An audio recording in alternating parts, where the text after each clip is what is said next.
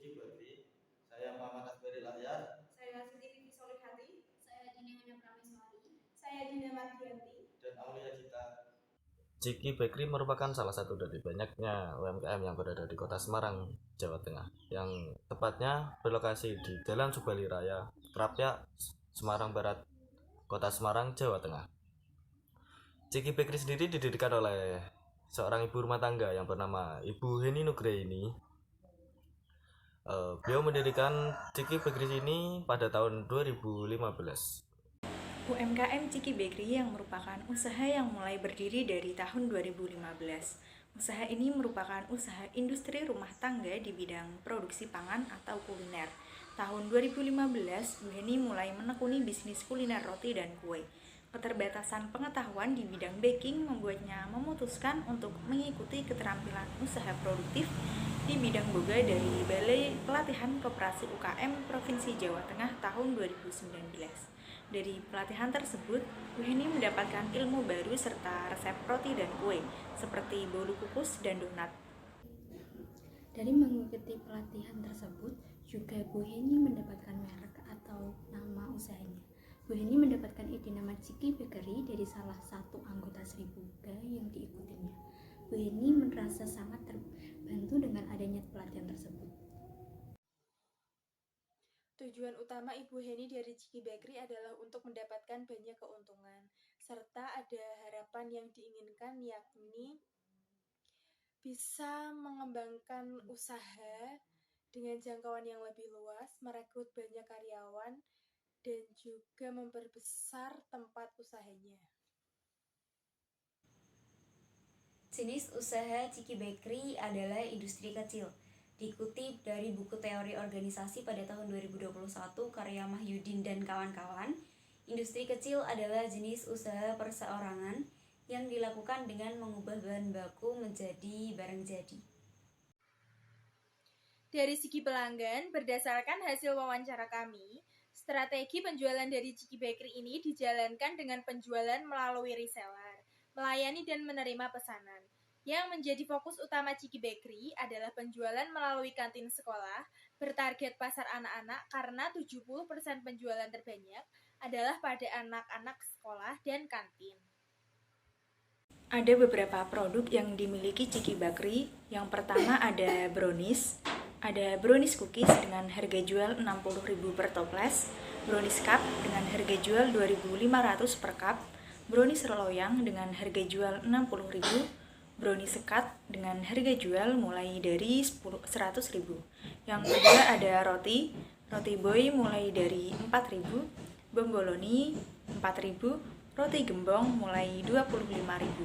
Yang ketiga ada roll cake mulai dari 40.000, roll cake abon dengan harga jual mulai dari 60.000. Untuk selanjutnya chiffon cake dengan harga jual 50.000, marmer loyang dengan harga jual 40.000. Yang keempat ada pastry. Yang pertama ada yupa sop 15.000, croissant 7.000, beef pastry 75.000, apple strudel 60.000, banana strudel 50.000. Adapun untuk selanjutnya yaitu bahan baku dan peralatan penunjang yang digunakan oleh Ciki Bakery. Yang pertama yaitu untuk bahan bakunya sendiri yaitu ada tepung terigu, tepung maizena, gula pasir, garam, telur, minyak goreng, coklat bubuk, coklat susu bubuk, baking soda, margarin. Dan untuk selanjutnya yaitu untuk peralatan-peralatan penunjang yang digunakan oleh Ciki Bakery sendiri. Yang pertama ada mixer, selanjutnya ada oven, loyang produksi, sendok plastik, baskom plastik, kuas. Untuk selanjutnya ada timbangan, meja kerja yang digunakan oleh karyawan. Untuk selanjutnya ada saringan tepung, untuk selanjutnya ada solet, kemudian ada gelas ukur. Untuk memasarkan produk dari Ciki Bakery, Bu ini dibantu oleh para roti boy yang nantinya para roti boy ini akan berkeliling ke sekolah-sekolah yang berada di wilayah Semarang. Yang nantinya roti boy ini akan menawarkan pada kantin-kantin sekolah tersebut untuk bersedia membeli dan menjual kembali kepada para siswa yang berada di sekolah, yang merupakan target utama dari penjualan Ciki Bakery. Nah, Ibu ini juga menerapkan harga yang menarik kepada kantin yang bersedia membeli dan menjual kembali kepada para siswa sekolah. Nah, strategi ini sering disebut sebagai strategi direct sales atau direct marketing atau penjualan secara langsung.